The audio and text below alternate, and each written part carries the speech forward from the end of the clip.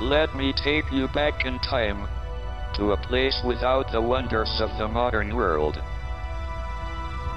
500 years ago the earth was dark, a place of mystery and superstition.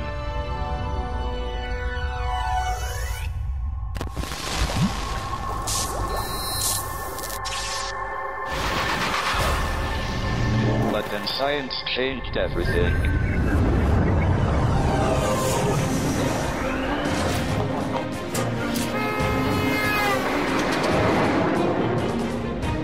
This series will tell the stories of the British scientists who changed the world.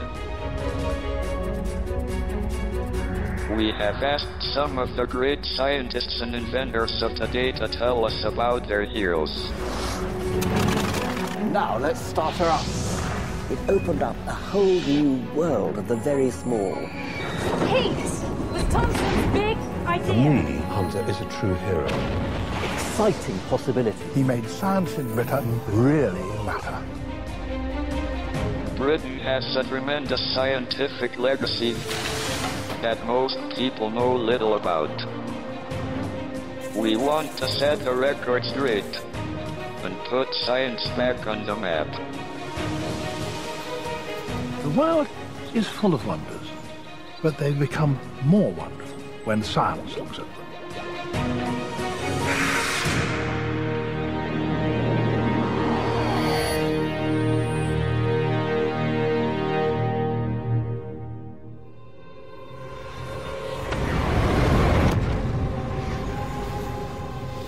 In the winter of 1664, a strange star appeared in the night skies above Britain.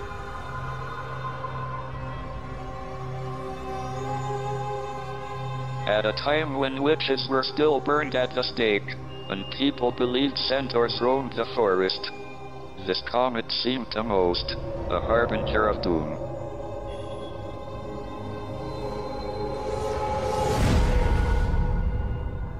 But 5 young men looked up at it and dared to ask questions.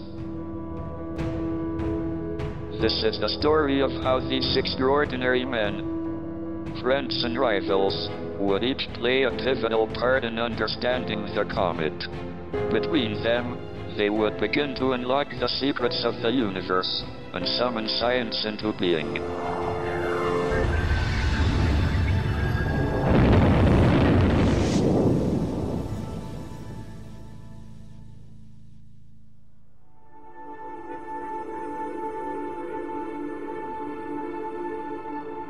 For me, the story begins with just one of these young men. In 1664, he looked up from his studies in Oxford and saw the comet. And it took his breath away.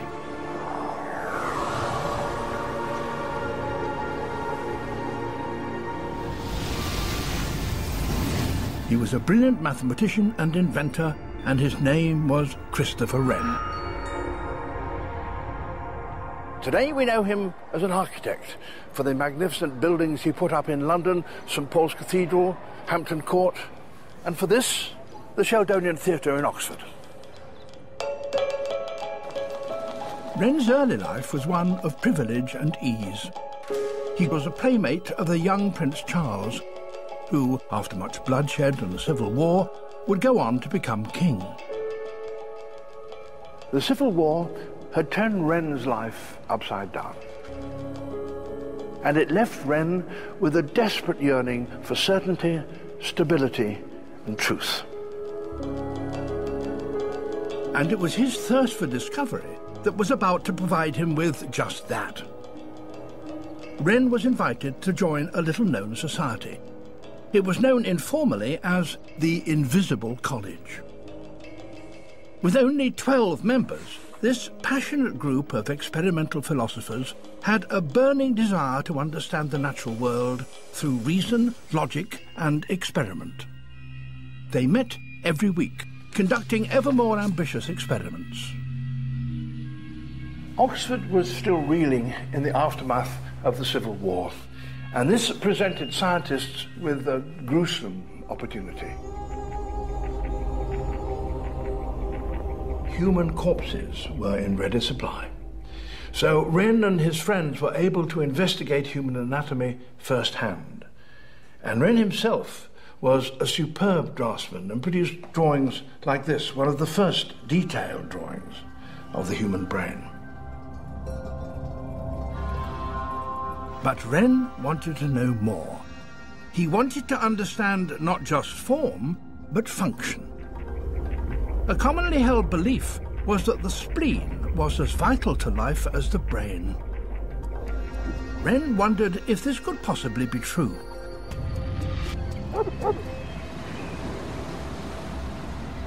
On one occasion, Wren took a spaniel like this and tied the poor thing down on a table on its back. And then Wren, in his own words, took a knife, thrust it into the abdomen, pierced the muscles, and ripped about. He then put in 2 fingers, pulled out the spleen, and cut it away, tied up the blood vessels and the wound, and let the dog go. Barbaric?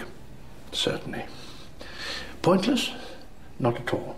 By demonstrating that the dog could live perfectly well without its spleen, he established the notion that superstitions could be dealt with by practical experiment, and that way you would discover the truth about the world around us.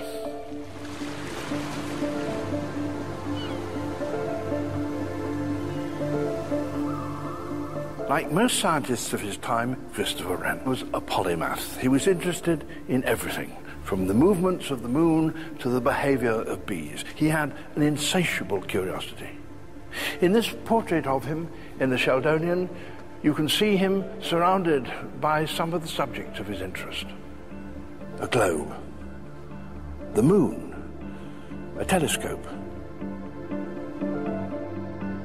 Long before he turned to architecture, Wren was tantalized by the heavens and what he called the celestial mysteries. But he had a problem. Telescopes of the time had huge limitations. If he wanted to explore this uncharted world, he would have to go back to basics. So what did he do? He dissected the eye of a horse to see how a lens worked in nature. And it's this combination of anatomist and astronomer and technician that lies at the very heart of Wren's brilliance. Using what he had learned from the horse's eye and other experiments and observations, Wren was able to calibrate his telescope so finely that he succeeded in gaining a clear view of the moon's surface. An astounding new world began to appear before his eyes. In 1660, the Invisible College set up headquarters in the city of London. With the backing of Wren's old playmate, the new King Charles, they transformed themselves into the Royal Society. Their motto was, nullius in verba, take nobody's word for it. This small band of brilliant young men had begun a revolution. But it wasn't just the rich and privileged that made up this group. Working within the newly formed Royal Society was a young man from a very different world, and his name was Robert Hooke. There's no surviving portrait of Hooke, but a contemporary described him as very pale and lean with a meagre aspect, eyes grey and full with a sharp, ingenious look. His chin sharp, his forehead large, his hair long and lank, hanging neglected over his face. He was not just poor, he was also probably a hunchback. But in 1653, he had managed to get a choral scholarship to Oxford. He was a bit paranoid, as we would say today. He had a chip on his shoulder, but he was fiercely loyal to his friends. He was prickly, he was jealous, he wrote his secrets down in code, but he was a brilliant scientist. At the age of 27, Hooke was given the apparently lowly job of curator of experiments for the Royal Society. For this he received a small wage and eventually a place to live in the Society's Gresham Street headquarters in London. His skill as an instrument maker meant that he could help devise and construct the increasingly more sophisticated weekly experiments. But Hooke had obsessions of his own. He wanted to see into a world no one had ever seen before. The world of the 17th century was limited by the naked eye. People knew nothing of the finely divided veins of a leaf, the tiny creatures that teemed in the streams or on the bark of trees, or on our own bodies or in our beds. But all that was about to change.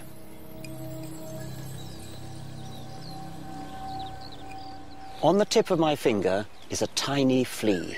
You almost can't see it with the naked eye at all. And that's the way it was in the 17th century.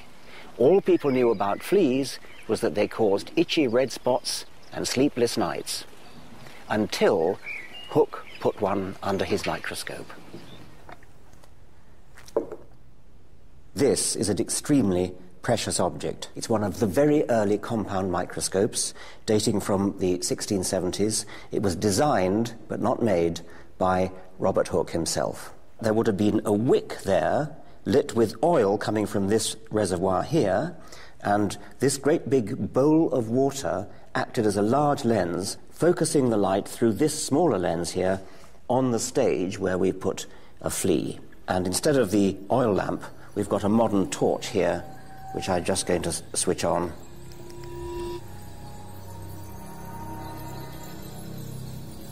What he saw must have taken his breath away. A revelation from an unknown world.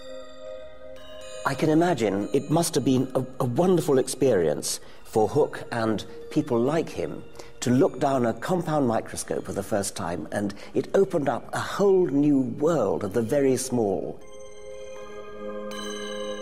Whenever he found something new, Hooke would put it under his microscope, and slowly and painstakingly he began to draw what he saw. For the first time, we could begin to understand the innermost workings of nature.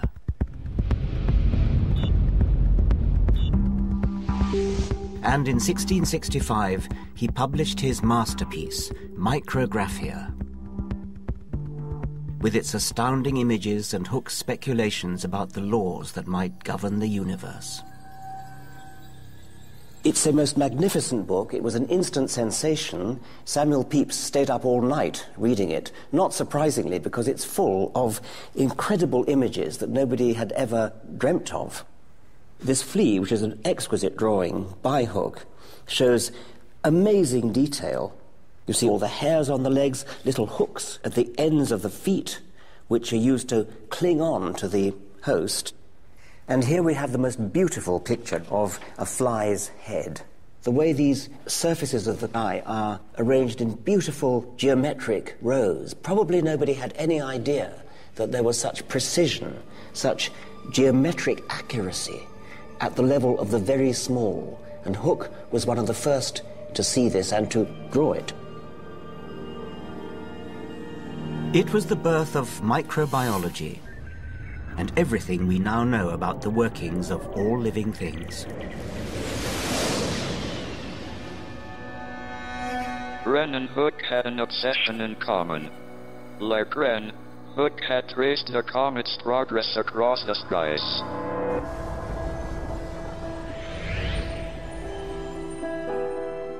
These are the sketches Hooke drew in his notebook, struggling to make sense of the comet and its brief trajectory.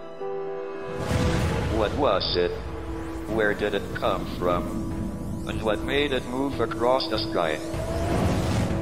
But Hooke and Wren were not alone. 3 more men were also watching from the dark. Each was asking the same questions, and each would have to play their part before the mysteries of the universe could be unlocked.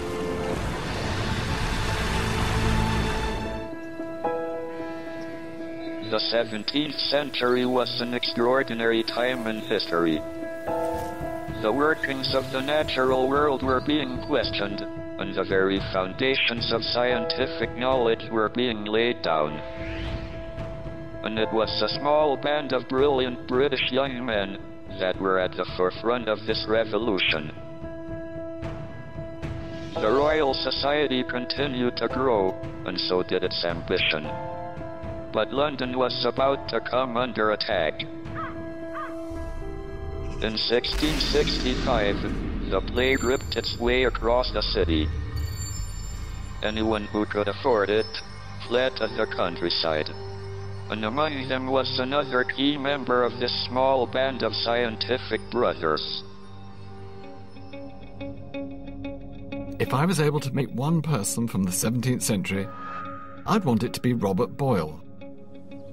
He came from one of the wealthiest families in the country, but he had little time for pomp and grandeur. Instead, as a teenager, he wandered the country lanes, making observations about the world around him, driven by an insatiable curiosity. This is an example of his more esoteric writing. Occasional reflections upon his manner of giving meat to his dog, upon the sight of a fair milkmaid singing to her cow, upon my spaniel's carefulness not to lose me in a strange place, upon the eating of oysters. This interest in observing and recording everything he saw began to evolve into a rigorous scientific exploration of the natural world. Rather than discovering something through argument, Boyle was more interested in observing nature and drawing his conclusions from what actually happened. He devised experiments, not always sure what he was looking for, sometimes not even what he was looking at. And one subject particularly intrigued him: air. He wanted to find out what air actually was. What is this strange substance that's impossible to feel, invisible, odorless, and yet surrounds us every day of our lives? He enlisted the help of the skilled instrument maker, Robert Hooke, and together they built an extraordinary new device. The air pump. And this is how it works. You move this handle here, which drives the pistons up and down, which sucks air out of the glass bell jar here, called the glass receiver. Boyle's idea was to study air by seeing what happened when he took it away. This was the first vacuum in Britain. I've updated it slightly so that I can see the extraordinary effects that Boyle would have observed for the first time.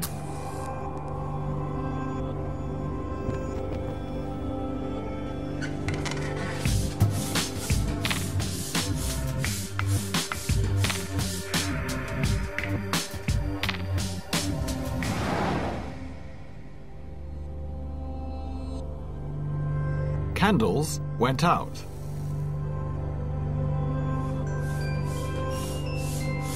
Water that was only warm started to boil.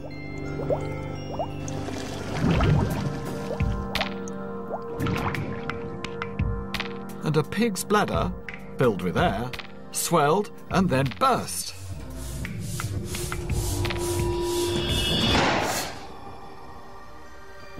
Boyle was fascinated by these dramatic results. What he discovered is that air is not just lifeless and inert, it has properties of its own. As you pull up, it pulls back, it has elasticity. And as you push down, it resists. It has weight, it has pressure, and it has volume. In 1661, Boyle unveiled his air pump at the Royal Society. Hooke was there, of course. He was the only one who could reliably get the apparatus to work. Together, they performed a shocking experiment, captured in Joseph Wright's famous painting 100 years later. They placed a small bird inside the chamber. And slowly, they began to pump out the air.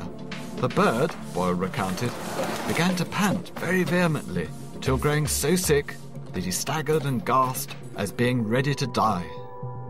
For the onlookers, the bird's death must have been an extraordinary revelation. They had discovered that air was essential to life.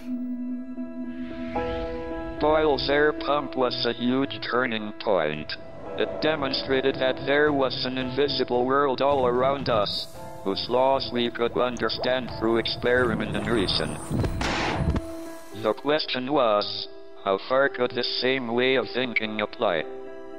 Were the movements of the planets and stars also subject to hidden laws?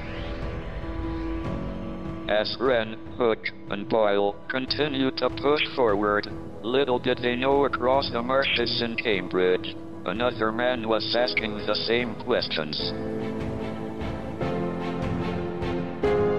This man, working alone, had also seen the comet cross the sky. This man was Isaac Newton. Isaac Newton has always been a hero of mine, and probably every physicist you'll ever meet. He wasn't an easy character, aloof and temperamental. He arrived in Cambridge in 1661 after a difficult childhood. His father had died before he was born, and his mother had abandoned him at the age of 3. But the young Newton showed his genius at an early age. At Cambridge, Newton had to work for his keep, emptying bedpans, cleaning up after the wealthy students. And of course, this wouldn't have helped his already sour temperament. At night, he'd spend hours sitting on his bed just thinking about mathematical equations, to the extent that it literally made him ill from the lack of sleep. Newton spent much of his time absorbed by alchemy, boiling and mixing metals in a practice that was as close to sorcery as to science.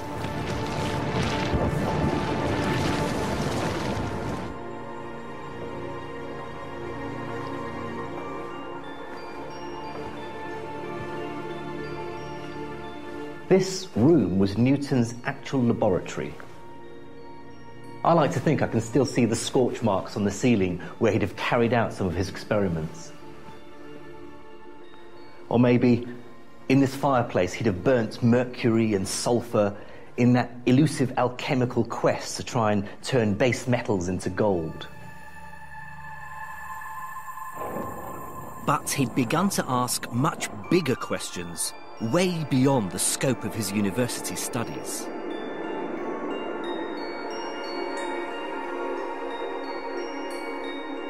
Newton was mesmerized by light. He'd stare for ages directly at the sun, or he'd use a mirror to reflect the sun's light directly into his eye and hold it there for as long as he could bear it. He wondered what light might be made of and wanted to know how vision worked, and he was prepared to try anything to find out. One night in his darkened laboratory, he decided to experiment on his own eye. He took a sharp bodkin and inserted it between his eye and eye socket. Then he began to twist it. As his eyeball deformed, gradually he started to observe some unexpected effects. The coloured circles that formed in his field of vision set Newton's mind racing. So he devised one of the most brilliant scientific experiments of all time.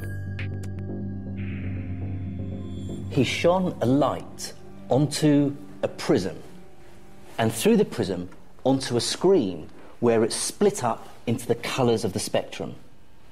Now, this in itself wasn't new, but the received wisdom at the time was that the prism made the spectrum. But Newton thought differently. Taking another prism, he tried to split the rays of coloured light again, but this time nothing happened. Newton had uncovered a fundamental truth about light. He'd discovered that white light isn't pure, but is made up of all the colours of the spectrum. But this was just the beginning. Newton had tackled the problem of colour through experiment and reason. But as he sketched out the different angles of the refracted colours, he began to wonder if mathematics alone might help him to solve even greater problems. The natural world, he began to realise, might unfold from simple rules and patterns. Perhaps mathematics was at the centre of every question he asked. And now Newton was about to ask the biggest question of all. Newton had started to think about the invisible attraction that draws all objects to the ground. And as he gazed up at the stars, he began to speculate that this same attraction might control everything in the universe. When Newton watched the comet cross the sky in 1664, he too was mesmerised. He stayed up night after night making notes. He began to wonder if mathematics could help explain all natural phenomena. Could it help explain the comet in the sky? The comet had captured the imaginations and the curiosity of the greatest minds in Britain. But would it be Hooke and Wren at the Royal Society, or Newton working alone in Cambridge, who could explain the mysteries of the comet, and with it the laws that govern the universe?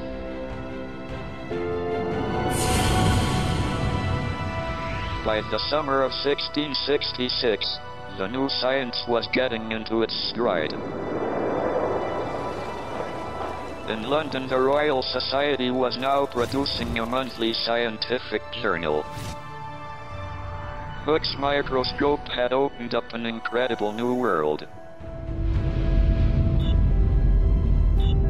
Boyle's air pump had shown that without air, we cannot live. But there was something much bigger that still fascinated and baffled the young minds. Wren, Hooke, and Boyle were all asking the same questions. Were the heavens governed by mathematical laws? And could they discover them? Little did they know, something much closer to home was about to take their attention.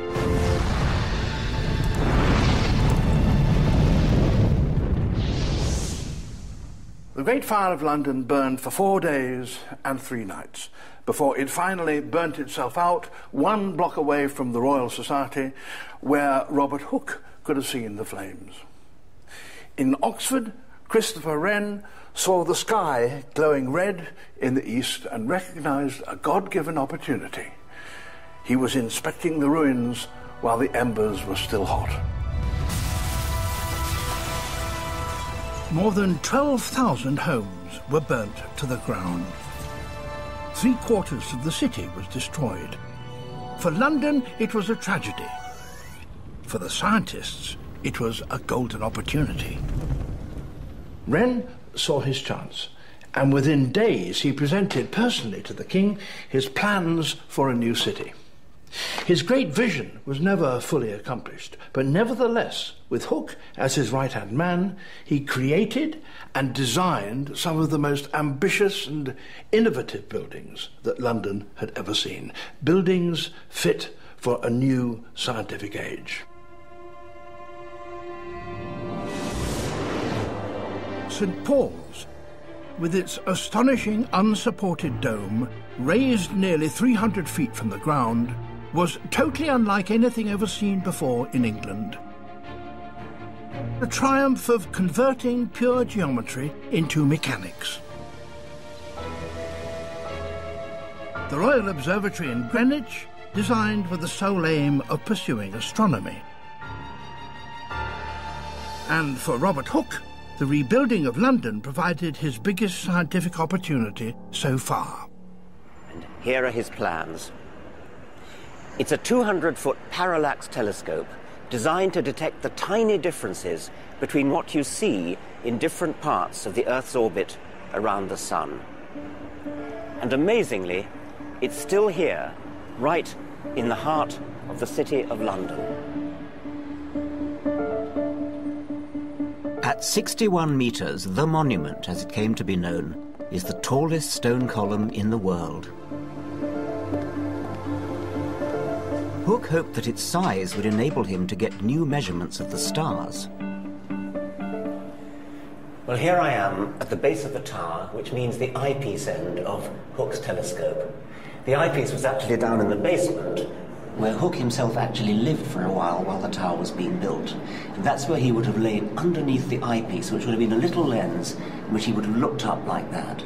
Right at the far end of the tower would have been the objective lens, something like this, right at the top. And the two lenses together, the eyepiece down below and the objective lens at the top, constituted this gigantic telescope.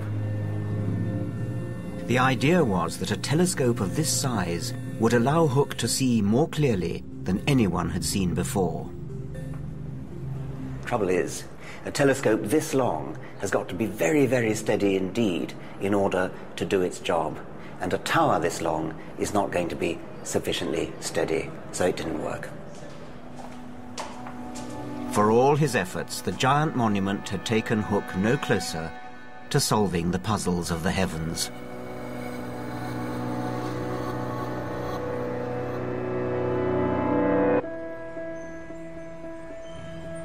As the decade drew to a close, the search to understand the nature of this mysterious force holding the universe together dominated the scientific landscape.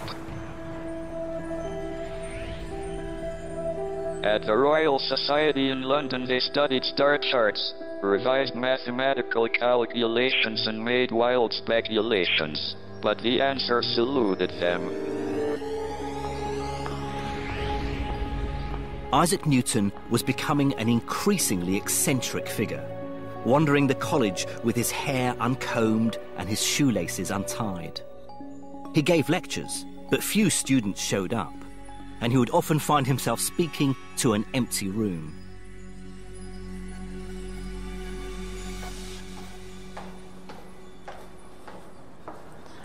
In his ivory tower in Cambridge, Isaac Newton wasn't immune to news from the capital. He'd read Hooke's Micrographia, scribbling notes in the margin. He'd heard how Boyle's air pump had caused a stir at the Royal Society. And he realised that if his genius was to be recognised, then London was the place to be. He was confident that they would be bowled over by his theory of light and his new mathematics.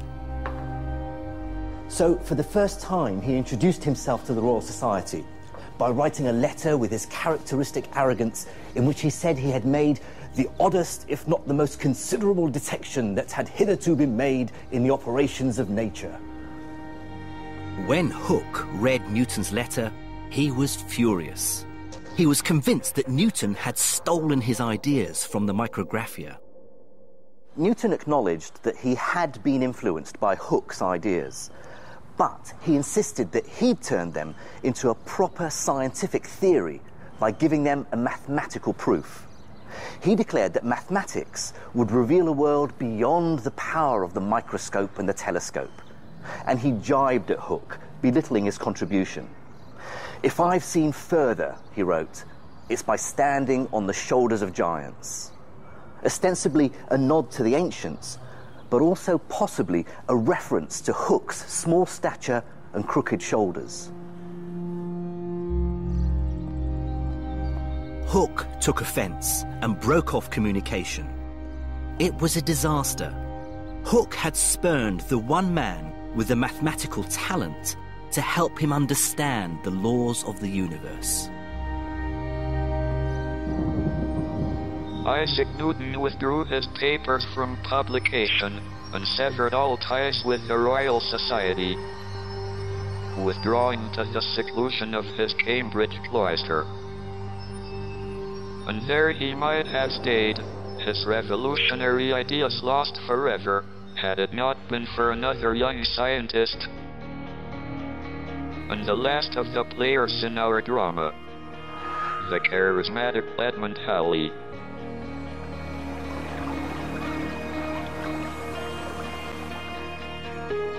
Halley was as gregarious as Newton was solitary. He was as handsome as Hooke was ugly. He smoked, drank brandy, and swore like a sea captain. He had a passion for adventure and courted women with silks and satins, and clashed with pirates hunting treasure on the high seas.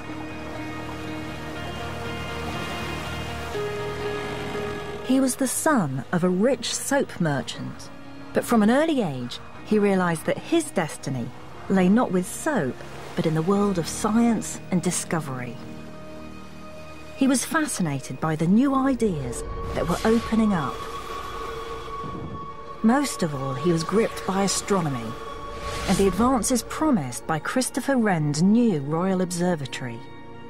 And he desperately wanted to be part of the action. In 1676, when Halley was only 20 years old, he abandoned his studies at Oxford University and bet his scientific name on an adventure to the South Atlantic island of St. Helena. It was an incredibly ambitious mission. He proposed to map the stars in the southern hemisphere. If Halley was successful, then the Navy could navigate better in the treacherous southern seas.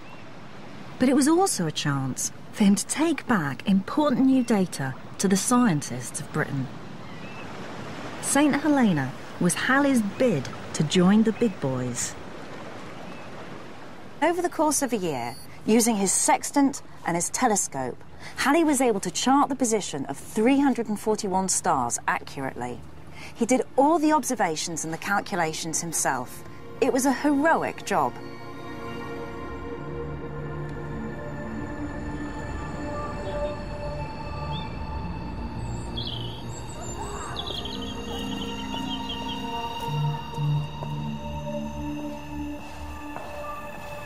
When Halley returned to London in 1678, he was made a national hero.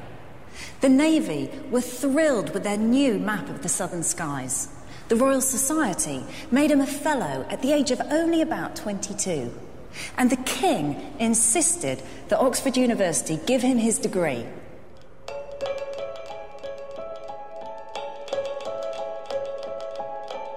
The young Halley quickly took his place among the scientific heavyweights of the day.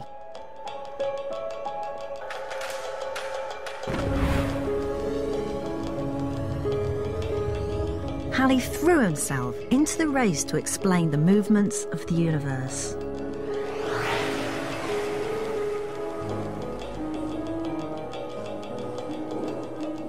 This is the Octagon Room. It's right at the heart of the observatory. And it's in this room that Halley and his colleagues did their observations.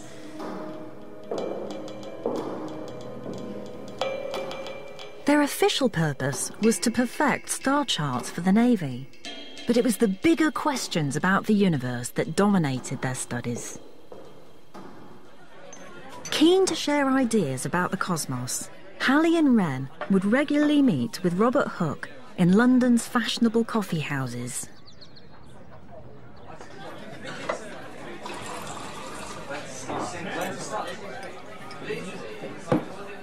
Now imagine that this is the sun and this is a planet. They ask themselves, why do planets move in orbits around the sun rather than just shooting off into space? They speculated, just as Newton had done, that there was an invisible force that the sun attracts the planet so that instead of moving in a straight line, it's pulled around into an orbital path. But an invisible force was a bizarre, almost mystical idea. To have any kind of credibility, it needed a mathematical grounding. But however hard they tried, they couldn't come up with a mathematical proof. But then something happened that threw them all into total confusion. Another comet had burst onto the night sky, and it behaved even more mysteriously than the last, swinging in and out of view, and at one point seeming so bright it could be seen in daylight. It threw the scientists into further confusion. The young Halley knew that there was only one person with the mathematical brilliance to solve the puzzle, but he was going to need some persuading. Almost 20 years had passed since a comet crossed the night sky. It had been a catalyst for an extraordinary new scientific movement. But now, the appearance of another comet had raised more questions still. The pioneering scientists needed help. In the summer of 1684, Edmond Halley came here to Cambridge with a mission. He wanted to track down the weird and socially dysfunctional Isaac Newton. He knew that Newton was the only person on the planet with the genius to explain the behaviour of the planets and stars mathematically. But it was a bold move. Newton's reputation for being sour and unfriendly was widespread.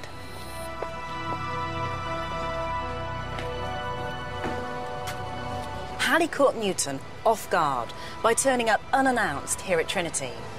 He put to him their theory of the invisible force and the problem in explaining the elliptical motion of the planets.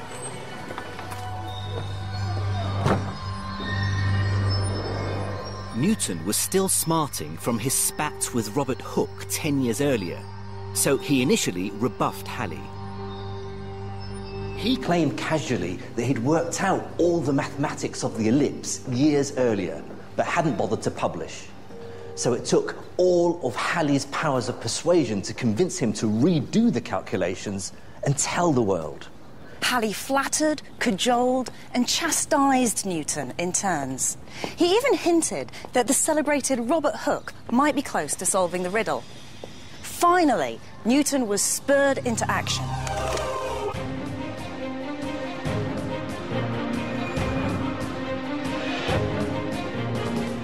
Newton threw himself into a frenzy of activity.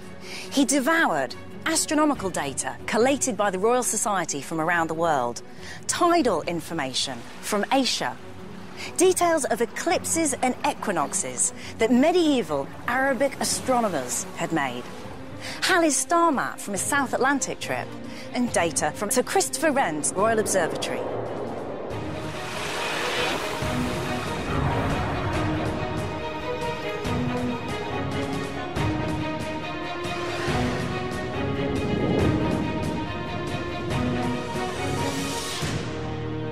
Finally, 3 years later, Newton's great work was finished.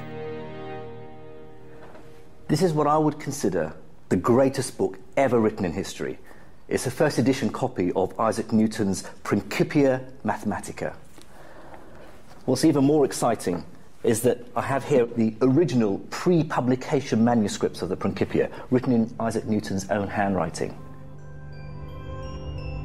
The Principia spelled out for the first time the mathematical principles that govern the universe and the law of gravity that holds all matter in place.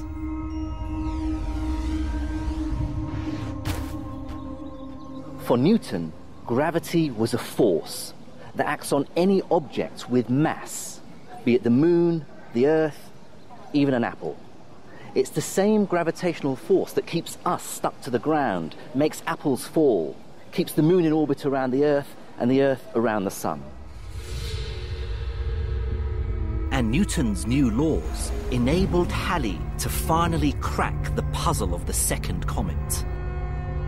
It did follow the same laws as the planets, but its elliptical orbit was so long and thin that it appeared to travel in straight lines across the sky, disappearing and reappearing at intervals of months at a time. Newton had unearthed a deep and fundamental truth about the world, that there are laws that govern the way things move, that gravity connects and pulls all objects together, and that mathematics is the key to all science. It was the first provable grand unified theory of the entire universe. 9. Ignition sequence start. 60 seconds. Lights on. Newton's laws of motion, his theory of gravity and his mathematics were the pinnacle of human thought for the next 2 centuries. The Eagle has landed. That's one small step for man. They enabled us to put a man on the moon and me into space.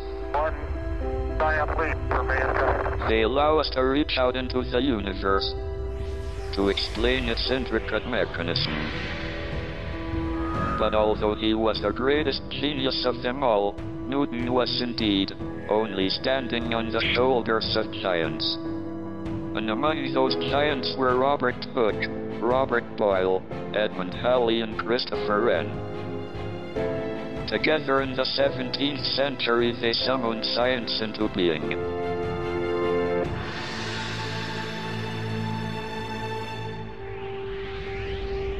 Robert Boyle went on to publish prolifically on natural philosophy. After his death, he endowed a series of lectures on the relationship between science and God.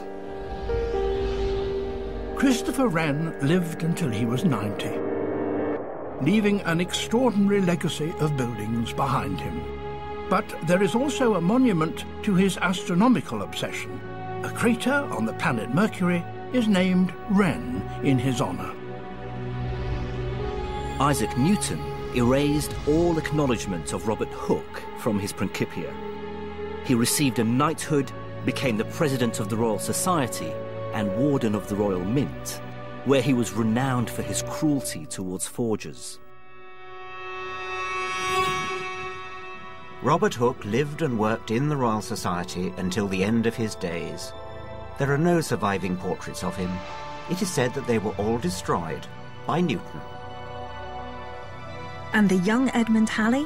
He became Astronomer Royal, and the comet whose course he'd so laboriously plotted was named after him.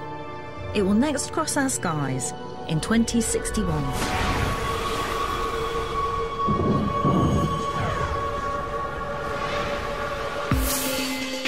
Next time, science moves from the abstract to the practical.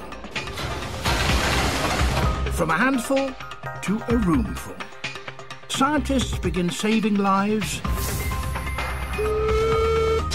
generating power, and enable man to fly. Together, they would start to transform the world.